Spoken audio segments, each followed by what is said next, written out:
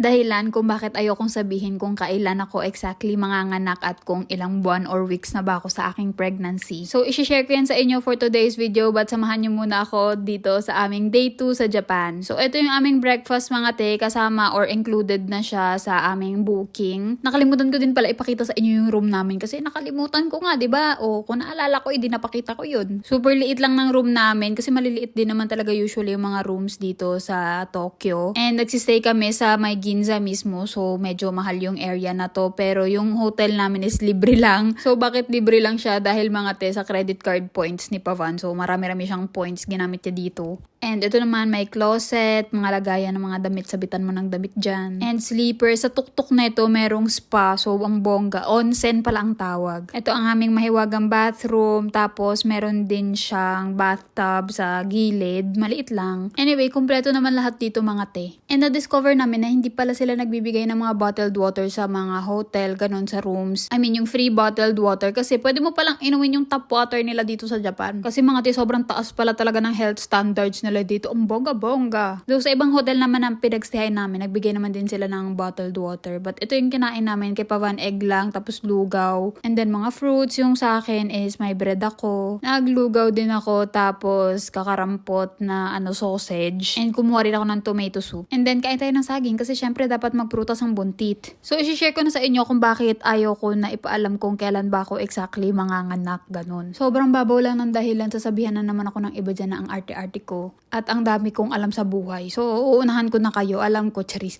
Nagluluha yung aking mata pala kasi sobrang lamig. So, ayun na nga. Simple lang naman yung dahilan. Ayoko lang ma-pressure na maraming nag-aabang. Yung tipong umiiri ako tapos meron akong iniisip na mga tao na nag-aabang na umiiri na ako, ganun. Kaya ayoko siya sabihin sa social media at saka sa mga medyo malayo-layong kamag-anak and friends. Kapag may nagtatanong, hindi ko sinasabi kung exactly kailan. Sinabi ko lang sa, syempre, immediate family, mga kasama ko dito sa bahay, tapos yung pamilya ko sa Pinas. Kasi yung mga yun mag-aalala talaga eh. Pero yung ipangalandakan ko pa sa social media, ganyan, tapos sabihin ko kung kani-kanino, kung kailan yung aking EDD or estimated delivery date.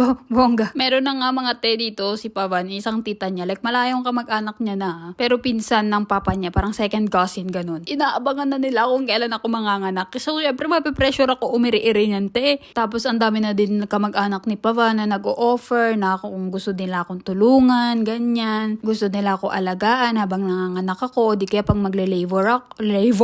Labor. Habang nagle-labor ako, magsistay sila sa ospital, ganun, para bantayan ako. Nagigets ko naman na concern sila, nag-aalala sila sa akin. Pero hindi ako, paano ako makakairin yan? Parang mahihiya yung anak ko lumabas kung maraming tao sa ospital. Nahihintayin na umiiri ako doon. Dito kasi yung room na kukunin namin ni Pavan, pwede yung mga kamag-anak, gano'n. Naghihintay, pwede sila sa loob ng labor room. Kaya sabi ko kay Pavan, huwag mo sasabihin kung kailan yung EDD ko kasi mamaya umurong naman yung anak namin hindi lumabas. Magkaroon ng social anxiety. Kasi ang daming naghihintay sa kanya sa paglabas. Buti naman, sabi naman ni Pavan, oo, walang problema. Gusto ko pag nanganak ako, kami-kami lang, like, yung pamilya namin dito. So, ayun nga, andito pala kami sa Tsukiji. Paano banggitin? Hirap na siya. Tsukiji Market. Super duper daming tao. Hindi namin in-expect, pero ang dami mong mabibili, te. Nakakatakam. Gusto ni Pavan itry yung uni or yung, anong tawag dito, sea urchin. Kaya lang sabi ko sa kanya, medyo sa last day na niya itry. Kasi kapag ngayon palang second day pa lang namin mga te, pag sumakit yung tiyan niya, di sira yung buong trip namin. So sabi ko balikan na lang natin sa last day. Huwag ka munang kakain ng kahit anong hilaw ngayon. Though partly para din yun hindi ako mainggit kasi hindi din ako makakatikim neto eh. Ang technique pala dito kapag pupunta ka sa Tsukiji Market is pumunta kayo ng maaga kasi pag mga late na, mga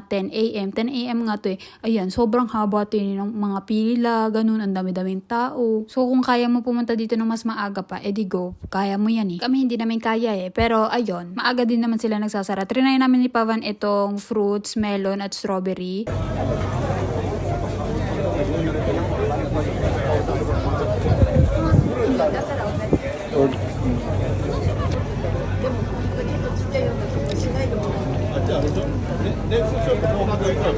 Really sweet.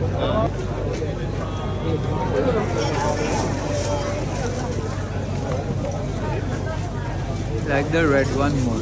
And then may nakita kami na oyster, grilled oyster. Kasi syempre bawal nga akong kumain ng raw mga di ba? Grilled oyster at scallop. So ayan, pinaluto namin. Sabi ko, kuya, lutong-luto dapat kasi buntit ako eh. Nagtagalog, syempre English yung sinabi ko. So ayan, nag-share lang kami ni Pavan, makatikim lang, ganun. And first time pala ni Pavan magta-try ng scallops in his whole life. O di ba, akalain mo yun?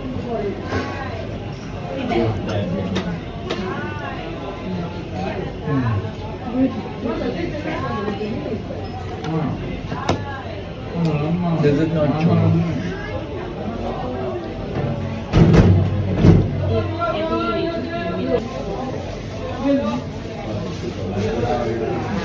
I'll just take a bite.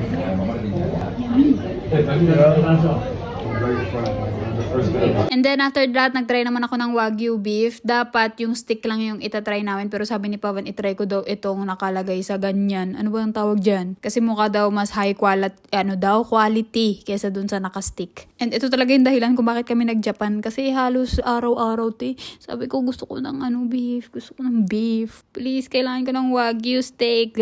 Mga ganun nag-iinarte sa India. Eh, hindi nga ako makakain ng steak sa India. I mean, ng Wagyu, ganun. Or like beef. Especially sa Delhi. Kasi, alam nyo na, bawal ang beef doon. Dahil mostly, or karamihan ng mga tao sa Delhi is, ang religion nila Hindu. So, sinasamba nila mga yung, cow or baka. So, mahirap maghanap sa Delhi. Pero sa ibang parts ng India, meron naman. So, ayan ang aking steak, mga te. Diyos ko po, may dugo-dugo pa. Hindi pwede yan sa buntit. So, pinalik namin, pinaluto namin ulit. Ang hirap magbuntis kasi ang daming restriction. Pero go, kakainin ko lahat yan pag nanganak pa ako. Ayan, finally, for the luto na, hindi na mumula-mula ang aking steak. The tummy is happy.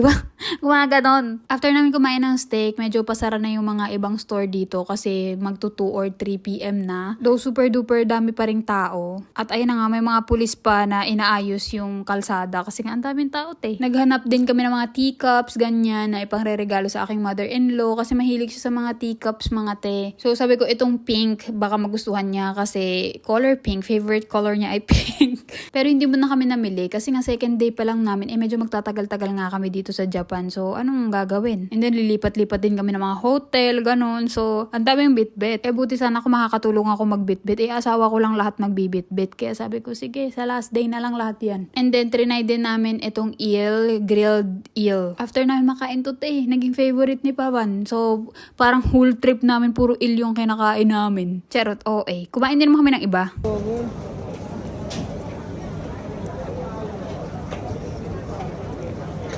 After nyan, sobrang sakit na ng paa ko kaya nag-taxi na lang kami. Hindi na kaya ng buntis. Grabe, mahal pala ng taxi dito. Pero wala nang mahal-mahal sa taong pagod. Hindi ko na kaya maglakad. Parang gusto ko na nga lang lumipad So, pumunta kami dito sa main. Hindi ko alam kung anong lugar to. Basta kung saan lang kami mapadpad. Basta sa Ginza, Tokyo pa rin to. Andito yung mga sobrang mga mamahalin ng mga shops, ganyan. Na ang bubongga naman, hindi natin afford yan. Pero ito, mayroon ako nakitang skirt sa GU. Sabi ko, ayun, gusto ko yan, bilhin mo yan. So, ayun, binilan ako ng asawa ko ng 2 skirt. Tapos nagpabili rin ako ng jacket. Kasi mga hindi pala namin in-expect na malamig pa dito sa Japan. And kakaunti lang yung dala namin na panlamig. So, ayan, for the buy siya. Umalis na rin kami agad kasi nagmamadali si Pavan dahil nga may kikitain siya na friend niya. Indian din yon. Nabili pala namin yung jacket sa Uniqlo, hindi pala sa GU. So, sa GU, skirt lang yung nabili ko dun. Hello, baby. Tired. How are you? What are you doing?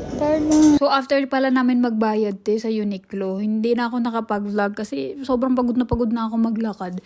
So, ayan, si Pavan na lang yung nakipagkita sa friend niya. May bit-bit siya na Indian sweets na galing sa India, malamang saan galing. Bengali sweets. Tapos, ayun yung kinain nila, curry. O, diba, nag-vlog-vlog din siya, kala mo talaga. So, ayun ang kanyang friend, si PB, yun yung name niya. Tapos, dito na sila nakasettle sa Japan kasi nag-asawa siya ng Japanese. Tapos, may mga anak na din.